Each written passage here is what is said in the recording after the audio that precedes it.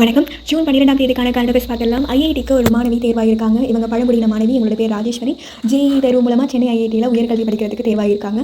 அவங்களுக்கு தொல்குடி திட்டத்தின் கீழே மடிக்கணினியை முதலமைச்சர் கொடுத்துருக்காங்க. உயர்கல்விக்கான முழு செலவையும் அரசு இயக்கும் அப்படின்னு சொல்லிட்டு அறிவிச்சிருக்காங்க.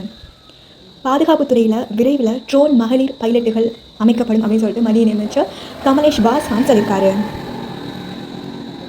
நமோ ட்ரோன் டிடி அப்படிங்கிற திட்டத்தின் கீழே நாட்டோட வேளாண் துறையில் பல்வேறு வகைகளில் மகளிர் வேலை பார்க்குறாங்க. இவங்க நாட்டோட பாதுகாப்பு துறையிலையும் ட்ரோன் பைலட்டுகளாக உருவாக்கப்படுவாங்க அப்படின்னு சொல்லிட்டு ஒரு அனௌன்ஸ்மெண்ட் கொடுத்துருக்காங்க. ஜெர்மனியில் நடைபெறக்கூடிய உலகக்கோப்பை துப்பாக்கிச் சுடுதல் போட்டியில் இந்தியாவோட சிஃப்ட் கவுர் சம்ரா அப்படிங்கிறவங்க வெண்கல பதக்கம் ஜெயிச்சிருக்காங்க. சிஃப்ட் கவுர் சம்ரா அப்படிங்கிறவங்க வெண்கல பதக்கம் ஜெயிச்சிருக்காங்க.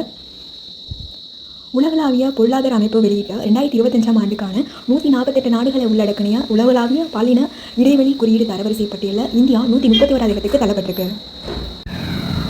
உலக பொருளாதார அமைப்பு வெளியிட்டிருக்காங்க. 2025ஆம் ஆண்டுக்கான 148 நாடுகள் இருக்கக்கூடிய உலகளாவிய பாலின இடைவெளி குறியீடு அதோட தரவரிசை பட்டியலில் இந்தியா 131வது இடத்துக்கு தள்ளப்பட்டிருக்கு. கடந்த ஆண்டு 146 நாடுகளில் 129வது இடத்துல இந்தியா இருந்தது. இந்த வருடம் 131வது இடத்துக்கு தள்ளப்பட்டிருக்கு.